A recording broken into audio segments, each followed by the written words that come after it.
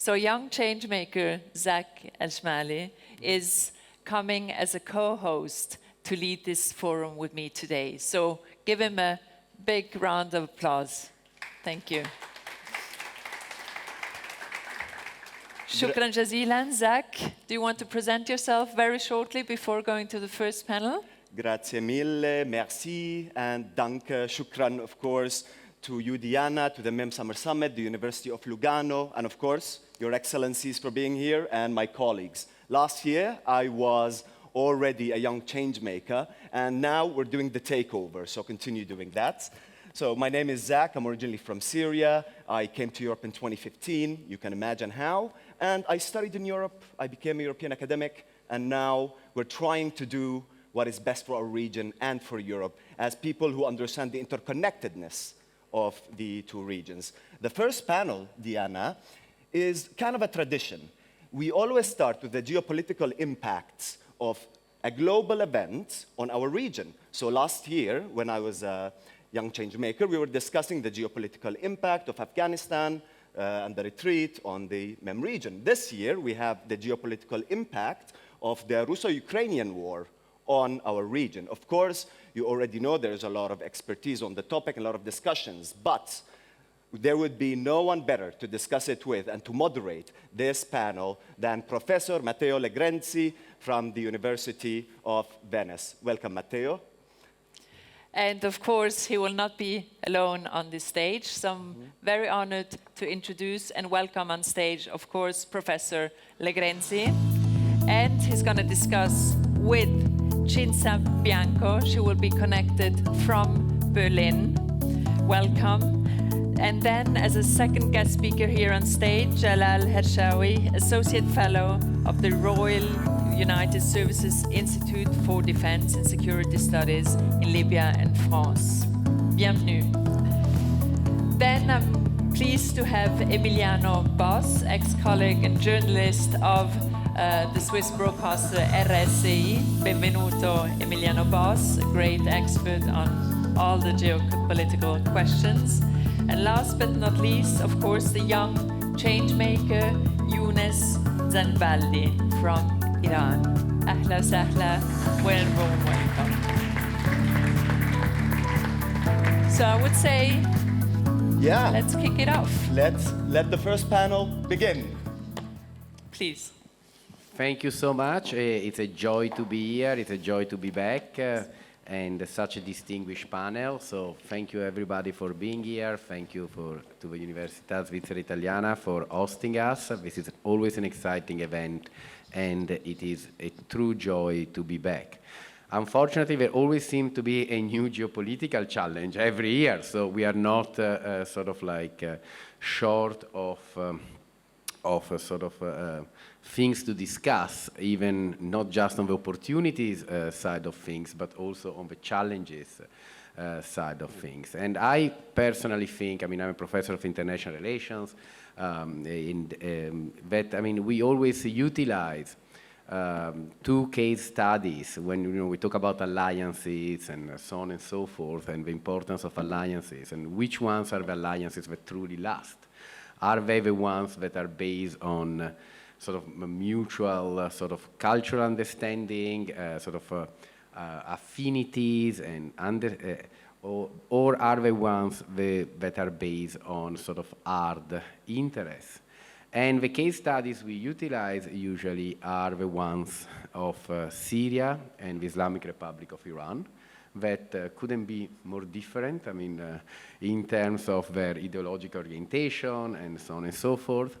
And the other one is, of course, and this brings us a little bit closer to, I think, what is going to be the sort of the topic of the panel, is the one of Saudi Arabia and the United States of America.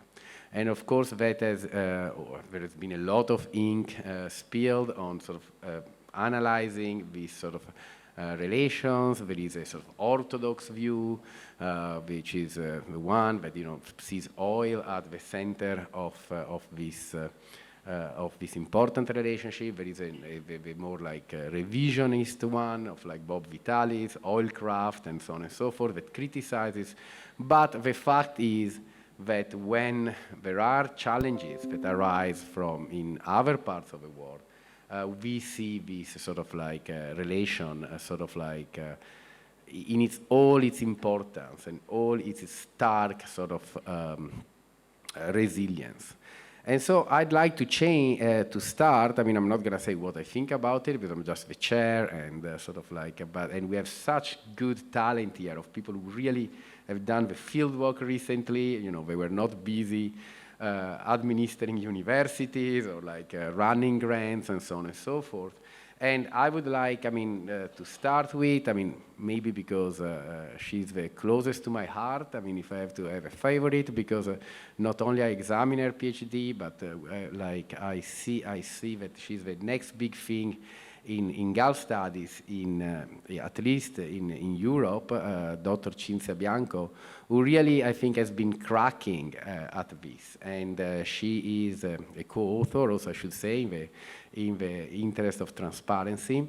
And so I would like to bring her in at the start to really challenge her on this. I mean, so what have been the consequences of this sort of Russian aggression?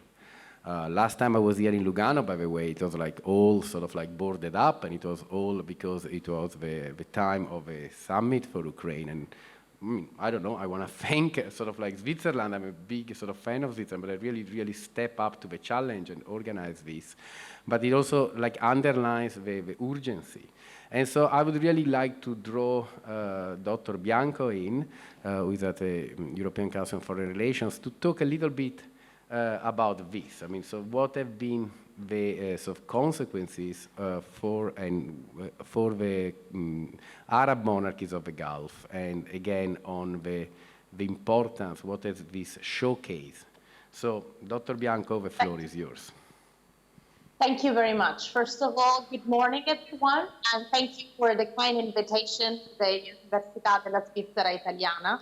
Thank you, Professor Legrenzi, for this great introduction. I'm humbled by your words. And I really think that you kicked us off with the right approach to the framework that we are really talking about in bigger terms, because we really are now seeing a formidable test to the assumptions that we've had in the literature and the policy conversations about what makes an alliance resilient and what it makes it sustainable.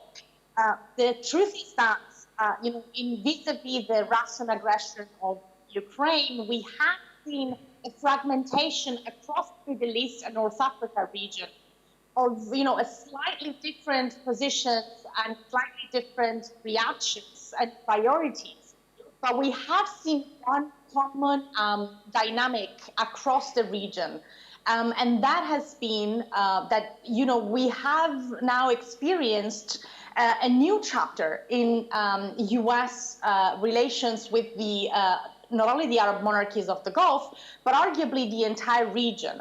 And we have seen regional countries really embracing that competitive multipolarity that has been triggered by the invasion of Ukraine.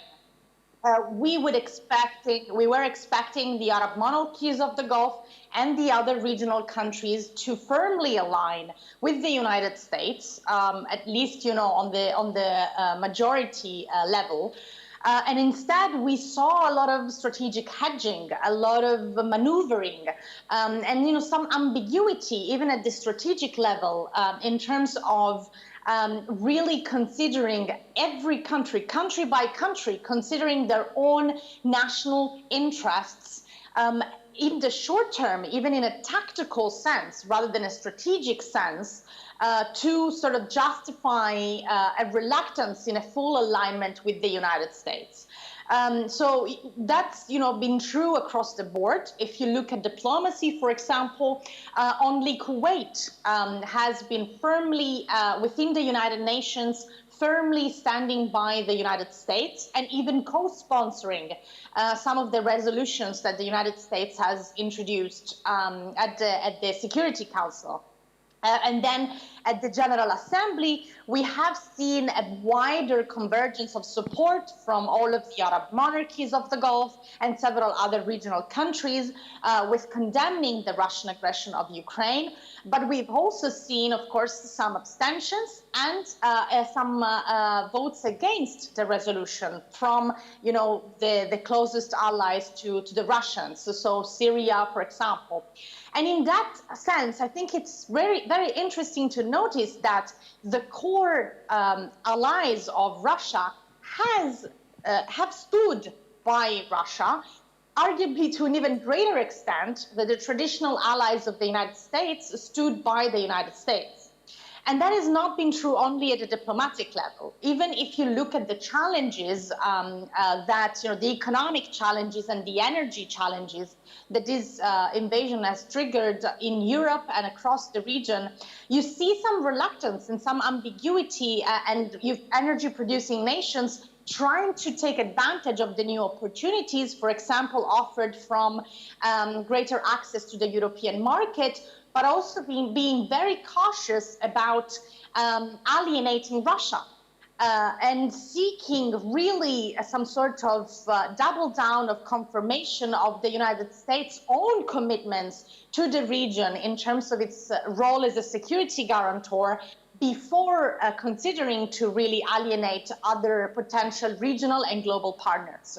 So there is really a lot happening. The geopolitical dynamics are really in flux, and within the policy community, there are a lot of questions flying around, and there are a lot of conversations trying to understand what will be the new, perhaps, the dynamics that will emerge at a later stage of the Russian invasion of Ukraine, and how does that strategic ambiguity or hedging translate into the other bigger rivalry that we are about to witness, which is the one between the United States and China. Well, thank you so much. This is, I think, an absolutely masterly overview of a diplomatic picture. It's always good to know that the ones who's gonna succeed you are better than you are. So the future is in safe hands. I mean, since you are like young change makers, and Dr. Bianco has already started changing at least the academic landscape and the policy one as well. But I mean, one big question, I think for all of us, and certainly for me, since I'm not a sort of an expert by any means of the situation in Ukraine and the situation on the ground, is how long is this going to last? Because all of the things that have been highlighted by Dr. Bianco, I mean, they're there, but one key variable is how long is this sort of aggression, how long is this war going to last? And we are very lucky to have on this panel someone who has been covering it from the beginning, who has been on the ground, who sort of like now knows the ins and outs. And I would definitely turn to him for this extremely important question, because I mean, like, we cannot really, either like as academics, but more importantly as policymakers or as sort of academics who want to be policy relevant, sort of like thinking about this and thinking like truly about this without knowing what the situation on the ground is, and in particular, how long is this going to last, and at what level of intensity this conflict. I mean, we already see a bit of sanctions fatigue. I have the misfortune of being from Italy, so like deep into an electoral campaign, and you can see it, this is being discussed. I mean, like no matter how distasteful we sort of think this is. So I would definitely turn to him. We are very lucky to have him on the panel. So please tell us a little bit about sort of like the situation on the ground, your experience there, and what are the prospects for the future in Ukraine? Thank you, Professor Legrenzi. Good morning, everybody. Good morning, Cinzia, Bianco is with us today. So, first of all, the question, how long it's going to last? No answer from my side, because it's really difficult to predict anything. We are now recently entered a few days ago in the 7th month of this war. If we think at the very beginning, the very first hours, along with the shock to see a European capital like Kiev bombed early morning, the idea, at least what according to many experts, was the idea beyond the Russian aggression. So we are talking about war, but once and for all the conversation, right, it's a crime of aggression. Absolutely. Someone will be able to certify it, but it looks like as a clear aggression, at least starting from February 24th. Then if we start and if we go back to 2014, it gets more complicated. But let's talk about what's happened in the last 6 months. Actually, so everybody was expecting, a very quick war, a quick blitz, like the government leaving the capital, somebody taking over on behalf of Russia. It was not like that. It was completely a huge mistake. Still now, we don't understand how it's been possible that Russia, or the Kremlin, and the Ministry of Defense of Russia made such a mistake. So today, how is the situation on the spot? My last trip was beginning of May, so nothing has changed in the last 2 months, if we can say so, but something is still happening daily. So the sufferance, the burden on civilian population on millions of people. So when we talk about strategies, geopolitical consequences, I try to go back to the level I know better because I spent some weeks on the ground. So how is important not forgetting, you were mentioning, Professor, sanction fatigue. There's also a kind of fatigue of this war. It's not on the front page anymore. I was in the US for 3-4 weeks. I just got back a couple of days ago, and someone, a friend from a teacher at the university in Georgetown University in Washington, was asking me why it's not on the front page anymore here in the US. And I told him, don't worry, it's not on the front page even on our European outlets, media outlets. So we have to keep in mind that out of 44 million of people living in Ukraine, of course, those in Donbass were experiencing a long a situation of pains and problems and unsolved on the geopolitical context, because it was not solved, the situation in Donbass. So half of the 2 provinces, Donetsk and Lugansk, were not under occupation, but there were the presence of the separatists. So it was not easy in those 2 regions. But the rest of the country, it was a normal life that suddenly stopped to exist. So 10 million people left the country, half went back. This UNHCR data as of today. But at least up to 7 million IDPs, internally displaced people. So normal families, I always like to talk about mom, kids, dad, grandma, grandpas, that were forced to leave their own houses in different areas of the country and seek shelter somewhere else, especially within the country in the West regions that have been so far, I would say, kind of untouched by the war. If you travel to the west flank of Ukraine, you don't see any sign of destruction. But still, these Russian missiles are coming suddenly, out of the blue. The air alerts are going off every few hours. So the life has been completely destroyed. So you have the physical damages that you can see when you go on the outskirts of Kiev, when you go, I was in Odessa, Mykolaiv is to me, is one of the paradox. It's a city which is almost on the Black Sea, but it sits on a river, and when I went there was no running water because Russians targeted the pipelines, the water pipelines. So it was totally surreal in end of April 2022 to see people walking in the street and with these plastic bags or any kind of stuff, of tanks to fill water. So to me, it was really shocking, and along with, of course, the destruction. So you have the building of the governor in Mykolaiv, which was totally destroyed by a missile that hit vertically, killing 32 people end of March. And then you had Valentina, a 74-year-old lady, living in a house not destroyed, but simply a shell nearby destroy the windows, the explosion. And so she told me, my life has been destroyed. She was not living anymore in her flat with her husband, normal, I would say, low-income pensioners that decide to go into the basement because their life was not possible anymore in their flat. So when we are talking about the consequences outside in the region or in the MEM region, we have also to take in mind what's happening on the ground.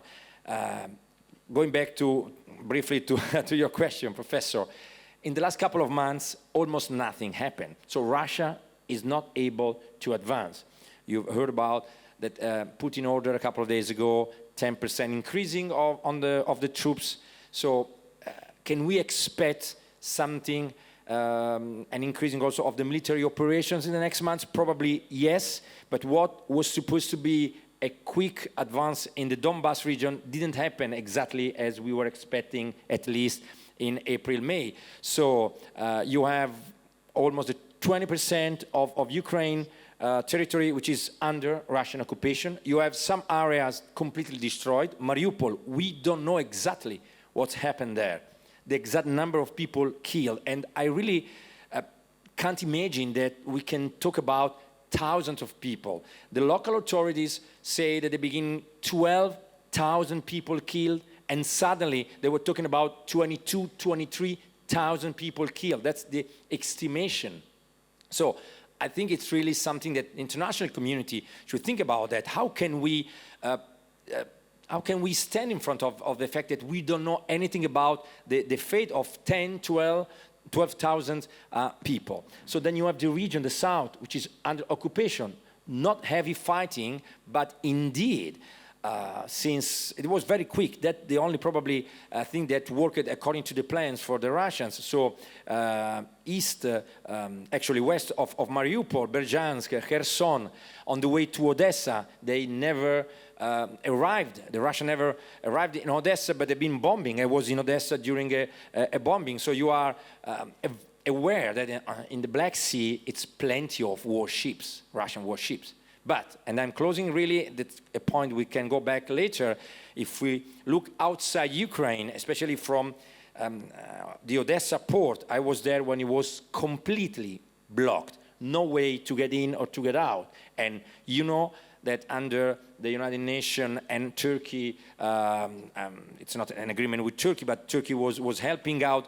It was supporting this agreement. Finally, Russia and Ukraine agreed about the export. As of today, I think 33, 34 ships left Ukraine with cereals and grains, which is, of course, so important, being Ukraine one of the main exporter of this good. So something, it's the only good news. Something is working, and Turkey has played a role. I think it would be interesting also to go back on this point.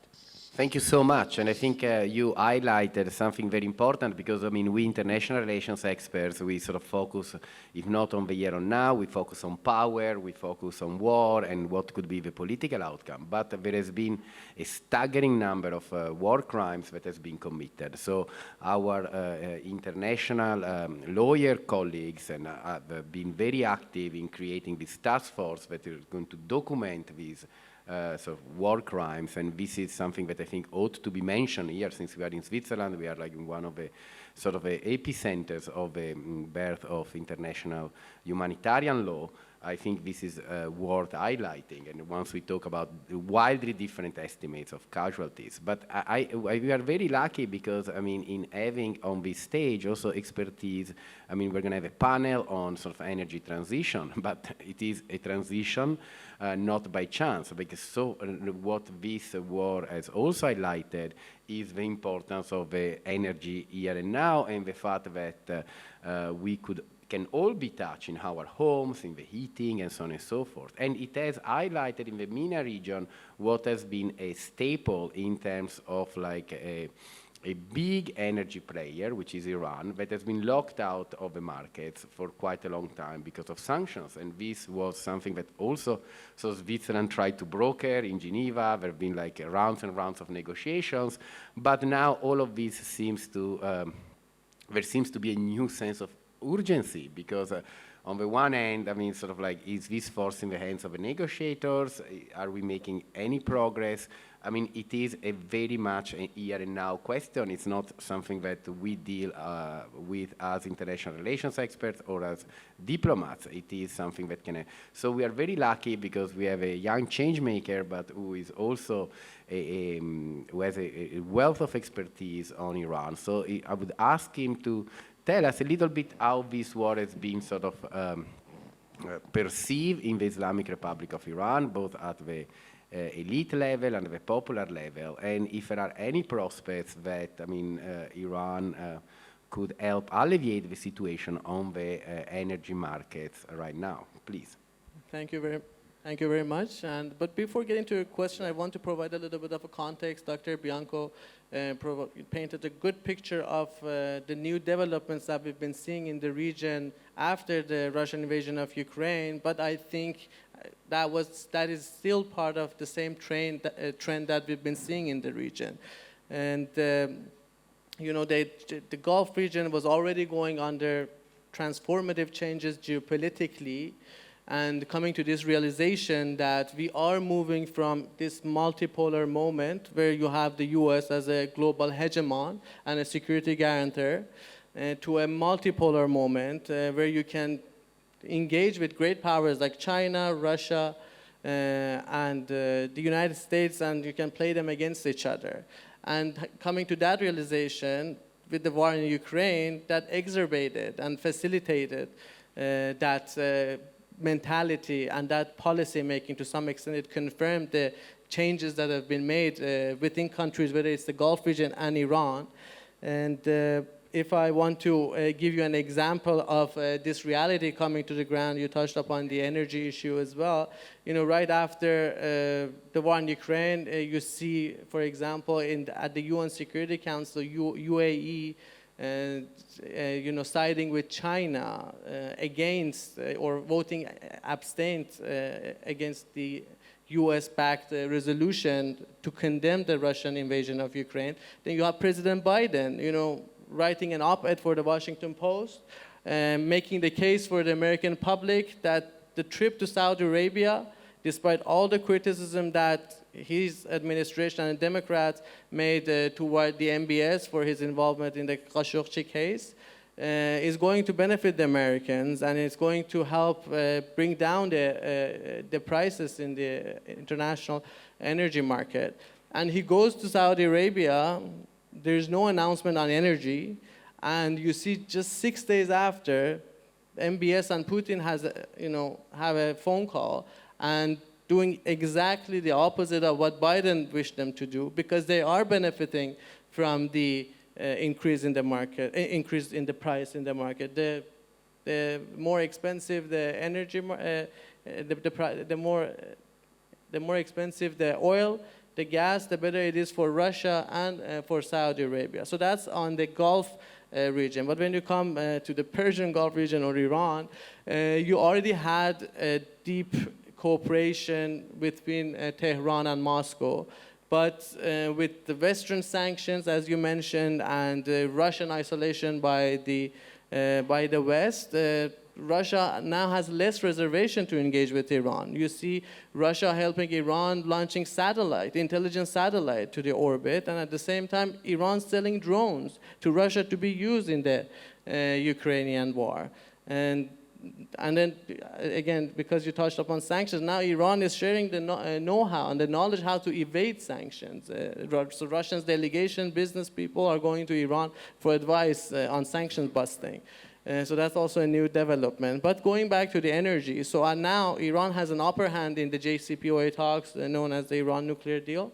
The negotiations, from what I hear from different sources, are going well. There's a few gaps that need to be filled.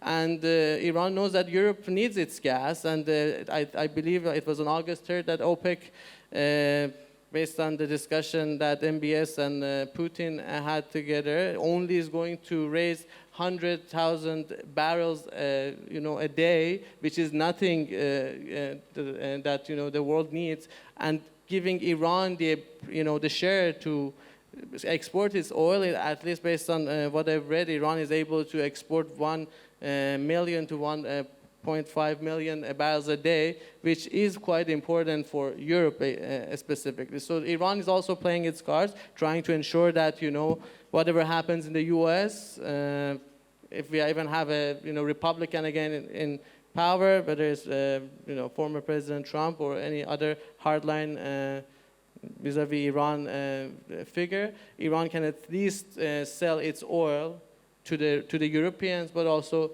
to the region. So all these new developments, I believe, is still part of the previous trend, but it has been accelerated and expedited. Yeah, that's, I think, my point on the energy market as well.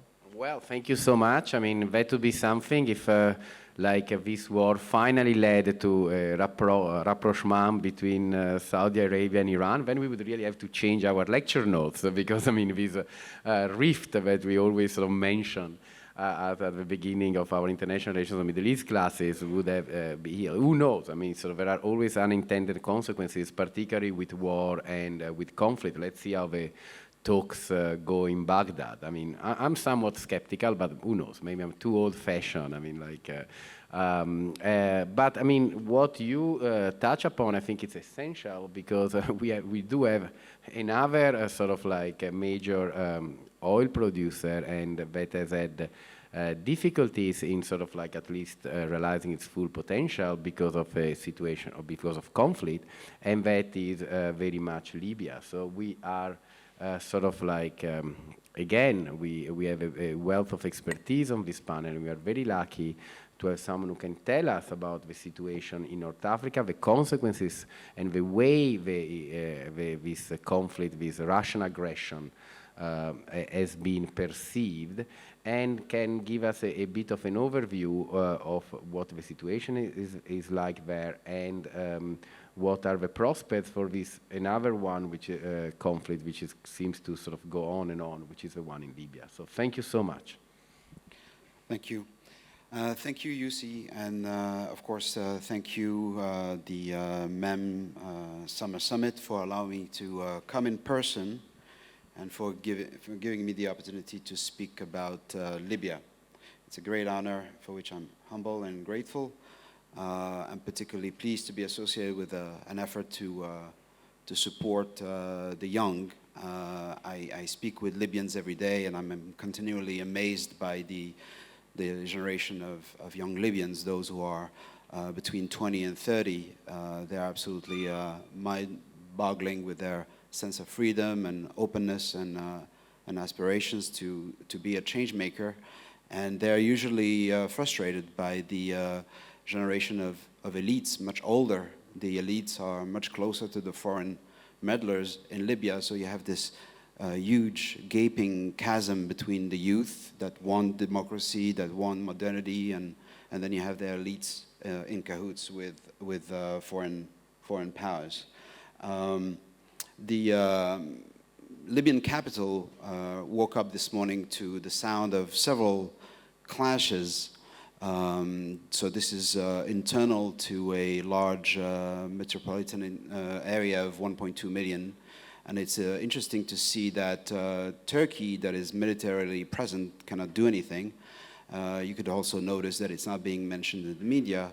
Another event that happened 2 days ago or 3 days ago that also failed to be mentioned in the press, the Russians downed a $3 million US drone near Benghazi. So this was a stark reminder that, of course, Russia has a military presence, completely clandestine, in this oil and gas producer that is just a few hundred kilometers away from the European Union, Libya.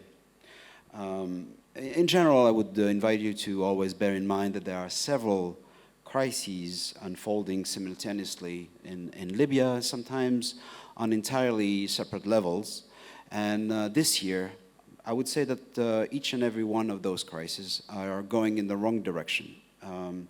So the brief history, the year of 2020 was particularly harsh because it was a double whammy for Libyans. It was the year of COVID, of course, and it was also the hottest and most destructive phase of the internationalized civil war that had been caused by the decision, another blitzkrieg gone wrong in 2019 by this rebel commander based in the east, General Haftar, that decided that with the help of a few nations that he was going to be able to take Tripoli by force, and it didn't work.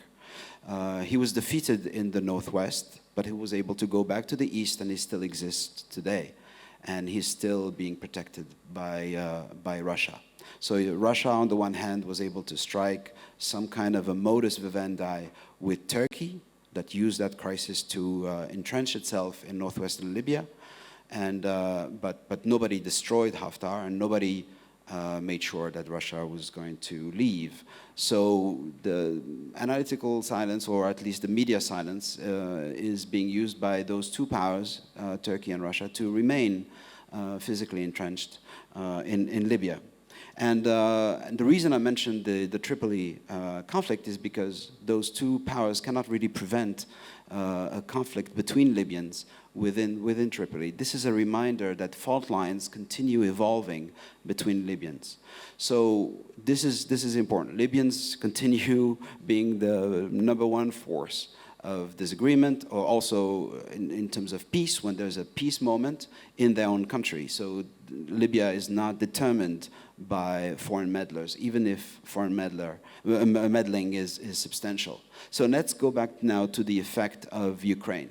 There was an interesting moment, and particularly difficult for me as an analyst, in March, April, because there was a series of articles, a couple in the New York Times, one in the Daily Beast, and so on and so forth, that kind of went out and asserted that because the first few months of the Russian aggression on Ukraine was going so poorly, Russia was going to somehow need additional soldiers, so it was going to withdraw the 5,000 or 6,000 mercenaries in Africa, including all the forces that have been in Libya.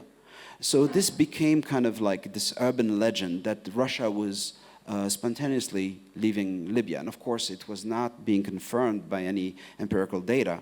And the reality was that Russia never left.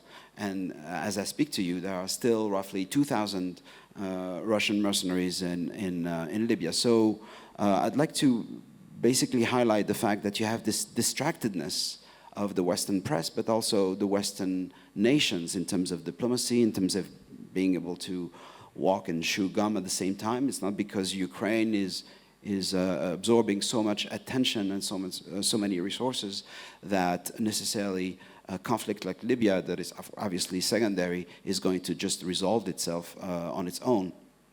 It is going to probably get worse this year, and Russia will use it. Will use it very shrewdly. Right now, the objective of Russia is potentially to be provocative and foster chaos, simply because Libya is still the southern flank of NATO, and NATO is much more of an enemy now to Russia compared to before the 24th of February. But it's not necessarily the priority. The priority for Russia is to make sure that Western powers like the United States kind of forgets that it's there. Being absorbed in the daily cycle of having to do policymaking across all the regions in which the United States is involved. The hope of Russia is to kind of maintain a low profile in Libya and just be able to finish the year with the same kind of presence, without having been attacked, without having drawn any kind of attention.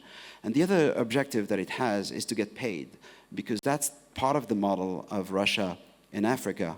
This is not an expenditure from the perspective of Moscow.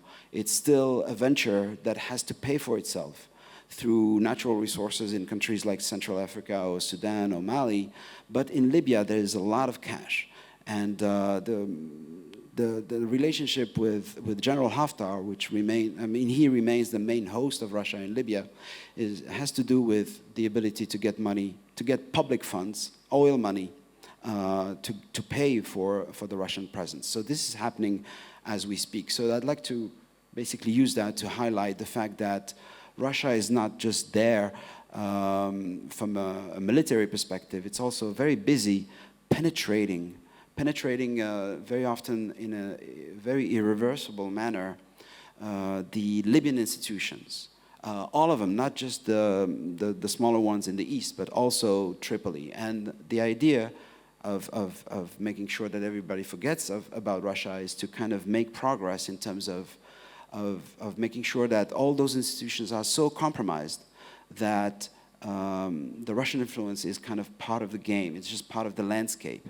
And then if tomorrow there's a need to reinstitute an oil blockade like the one that did happen in Libya this year between April and July, part of the reason oil prices have come down over the last several weeks, it's not the only reason, but one of the reasons is because the oil blockade was lifted.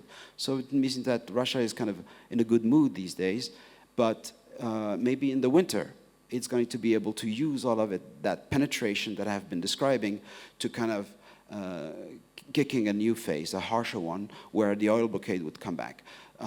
So all of this is happening, and I think analytical rigor, attention, avoiding distractedness, the distractedness that I was denouncing a few minutes ago, all these things are very important to keep an eye on Libya that will unfortunately get worse this year. Thank you very much. Well, thank you so much. I think this is fascinating. So, and thank you also for reminding us that too often, I mean, we fall into the trap of sort of like denying agency to the main protagonists that are, in the case of the change makers, the ones looking for opportunities, but can always be sort of the ones that instead are fostering conflict. And that definitely sort of like the main protagonists of the situation in Libya are the Libyans themselves. But the other one, I'd like to ask a quick follow-up, because I think this is relevant not just to Libya, but to Iran and to the situation in Ukraine and everywhere really, but Central Africa, is in the case of Libya, I mean, and you're absolutely right in underlining how sort of like these, from the Russian point of view, have to be ventures that pay for themselves. And so the question is, how sustainable is this business model, if you will? I mean, this idea that, I mean, this influence, this interference, this will, at the end of the day, at least break even. So you gain some political clout, but you do not have to pour resources in it. Because, I mean, well, I don't want to get too theoretical now, but we always differentiate between sort of civil wars in rentier economies, civil wars in countries that are not rentier economies, such as Somalia. But let me ask you, how sustainable is this business model? Unfortunately, I believe that it's sustainable. I think it's going to work out just fine. And actually, worse than that, I believe that it's going to be more and more easy to operate in that manner. I'm going to say very briefly why. This great power competition has one consequence, is that Western nations, the very actors that are known for fighting corruption, are now going back to more of their behavior, the one that we saw during the Cold War, where you typically have more than just one pole. And that realpolitik culture in diplomacy and policymaker kind of causes you to be more tolerant vis-a-vis corruption.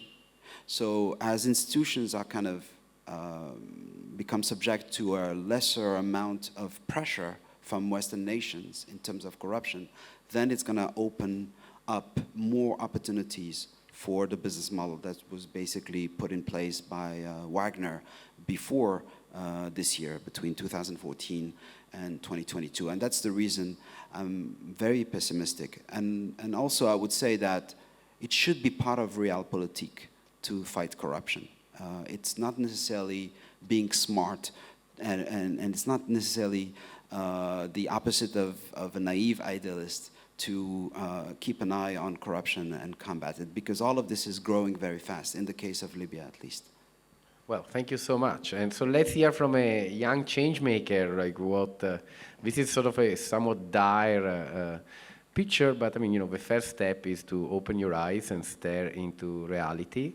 So yes, I have a negative point and also a positive point. Following on what you said, I completely agree with the great power competition and, you know, middle powers and small countries getting to play with the great powers and play different cards to secure their leverage. I completely understand that part. But you talked about the role of Russia in Libya.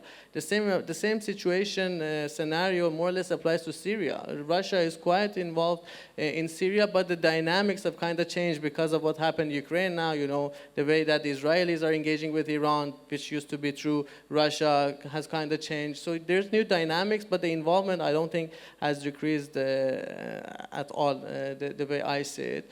And from authoritarian, actors and regimes in the region, they look at Russia, they see, look, the Arab Spring happened, and Russia backed Bashar al-Assad, he's still in power. Look at the allies and look at the actors that the Americans supported, and Americans did not really, continue with their support. And if you're sitting in wherever you're sitting trying to rule over the country, you're like, okay, I'd rather, at least also play my cards with the Russians and Iranians because they seem to be more consistent in their strategic support. And that's the negative part, I would say, because it doesn't really get the civil society and other actors involved. But on the positive note, if you have the region realizing that the Americans are leaving, or at least their perception of power is not as it used to be, then it I would say encourage and welcomes regional dialogue. You talked about the Iran-Saudi relations. I think it's going better than it used to under the Trump administrations. We see the Kuwaiti and the Emiratis sending their ambassadors to Iran after 6 years, and the ongoing security dialogue between Tehran and Riyadh have been going well, and I assume and I expect some form of diplomatic relations to be reestablished to just ensure that there is a channel of communication between the two countries. So on the positive note, with the US disengagement, or at least less focus on the region and more focusing on Russia and China, there is some room for regional dialogue between the countries that have stable government in power, because they have to deal with one another ultimately. Yes, and this is, and of course also one is tempted to bring in the situation, Iraq into the picture, because if you look at Iraq, you have a similar situation. I mean, this idea, and also, well, here I don't want to sound too much as a professor, but I mean, what do we mean and how do we define democracy in terms of, in a place such as Iraq? I mean, is it something that, like, certainly, well, since we are like in the epicenter and the sort of birthplace of direct democracy, so even without sort of like going to that land, do we have to think about something which is a consociational democracy? Do we have to think what representations we give to in-between groups? And all of this is being very clearly sort of displayed. And it is on display today in Iraq, where you do have sort of like a process which billions, trillions of dollars have been spent on fostering this democratic form of government in Iraq, and it's still teetering. And it really is, I mean, in the sense that you have like a parliament which is under siege, and so on and so forth. I think this is quite enlightening, and it really shows, and also bringing back the concept of realism and the realpolitik in the region. Let's also compare and contrast. I mean, even within autocracies, I mean, what was the situation under Mubarak when I was studying Arabic in Egypt, and what is the situation in Egypt right now from the point of view of human rights? And I know this is not a pleasant sort of a comparison to draw upon, but it is something definitely that is of core concern to the young generations and young change makers in the region. But I think this is a very enlightening. We still have some time, so I'd like to draw on Dr. Bianco again, because I mean, we did talk about the Saudi-Iranian rivalry and how this has been influenced recently by the Russian aggression in Ukraine. But there is another fault line in Middle East politics that we always like to bring up in our classes, and that is the one between sort of like the Islamists, and we're going to hear more about it today. And that is, of course, sort of something which is and sort of people resisting Islamism. I mean, this is a very poor definition. Thankfully, we have like Professor Dietz later today, like with another like excellent alumnus of Foscari who's going to enlighten it us. But from geopolitical point of view, because of course then states, which are still at the center of life in political life in the Middle East, and let's never forget how important the state is, particularly in a region like the Middle East. What happens when the state ceases to be? And we have seen this in Libya and so on and so forth. So what has basically been the consequences on this other sort of big sort of divide in Middle East politics? And Turkey, Qatar, this sort of axis, sort of like what has been, how did they react to the sort of like conflict in Ukraine? And I would like to draw on Dr. Bianco's expertise to talk about this. Thank you. I think, this was another sort of signpost and really a significant change that was highlighted by the Russian invasion of Ukraine.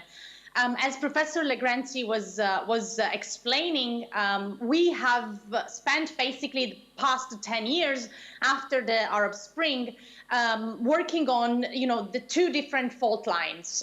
We saw a number of states collapse around the region after the Arab Spring, and then we saw that global powers, especially the United States, were very reticent to intervene and basically either one way or another have a role in shaping the political and geopolitical future of the wider Middle Eastern region. And that was the same also for other global powers, such as Russia, China, or the Europeans. There was basically no one who was actually actively intervening in a way that was game-changing, except for some exceptions, and we have already mentioned, for example, Syria. But, the more general rule was that there was a vacuum, and that vacuum, of course, was going to be filled by different forces. Some forces were state forces, such as, for example, regional players becoming more activist in the region, Iran, Saudi Arabia, the United Arab Emirates, Qatar, and Turkey. But who they would back on the ground was going to always be local actors.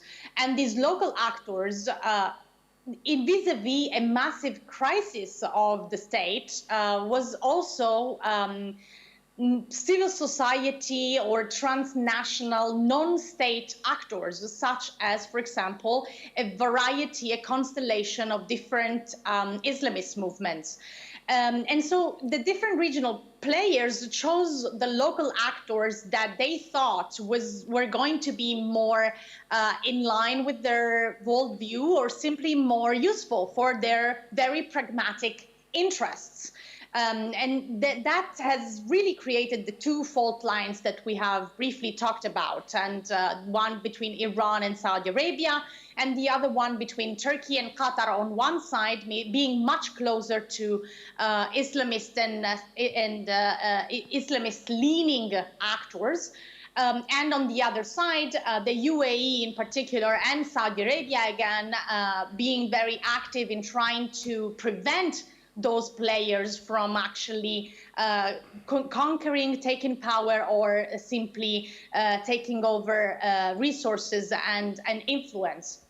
But I think that to bring it back to what we are seeing right now with competitive multipolarity, I think, it's very interesting to then look back at what happened in 2011 with these two big fault lines and see that the consequence of the retrenchment of the United States was, in fact, the regional and local actors becoming more assertive and going really against one another in most cases. But I think the regional actors also had a learning curve about what happened over the past 10 years. It's no coincidence that we are now seeing, for example, the UAE really making efforts to turn a page in their decade-old rivalry with Turkey. It's not a coincidence that Saudi Arabia has reached out to Iran. and that they have really dragged all of the other actors to reconciliate with Qatar. The various regional actors are now, I think, or at least some of them, are really trying a new model. And that new model is, can we find and forge regional groups that sort of gain strength vis-a-vis the non-regional players? And that, I think, is basically step one into finding some sort of own local strength and resilience vis-a-vis having to be pulled into deciding and siding with the United States or with China, and also between sort of defending their own spheres of influence and territory from the interference of the US and in particular China. Because, and I want to close with this point, it is, we have been talking about all of the reasons why Russia is sort of gaining strength across the region as an external actor. And of course, all of the elements that have been highlighted are true. But at the same time, I think, regional leaders are also looking at two things. The first thing is they can see, like we can see, that Russia, by the objectives defined in Moscow itself, is losing the war in Ukraine. That's true militarily, and that therefore means that regional players no longer look at the Russian defense industry with the same interest whatsoever. The second, it's also losing economically, because if you take out oil, which is of course oil and gas, but mostly oil, which is of course continuing to pay dividends, the Russian economy is in big trouble because of the really crippling sanctions that they're facing. And one of the things, there's many data that I could show, we don't really have the time for it, but one of it, which I want to highlight because it's really relevant to young people, is that the younger Russians who are overly qualified, who work in those businesses that really will define the future power of a state economy, such as, for example, digital technology, AI. These are the people who are leaving. And here in Berlin, I can tell you that all of the startups, the German startups, are receiving 20 times as many CVs from Russia that they used to. And then it's also losing on the long term politically.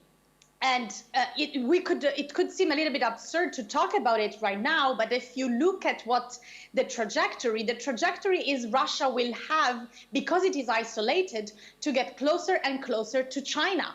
And if you talk to experts of China and people who talk to China, Chinese leaders, they will tell you that China has a very clear idea of what kind of partnership they want with Russia.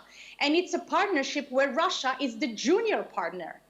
So, all of these, the regional leaders see, and so they don't want to necessarily substitute a US interference in their own countries and region with a China-Russia interference in their own country and region that is driven by the need for imperialist players to strengthen their sort of weaker situation vis-a-vis the United States.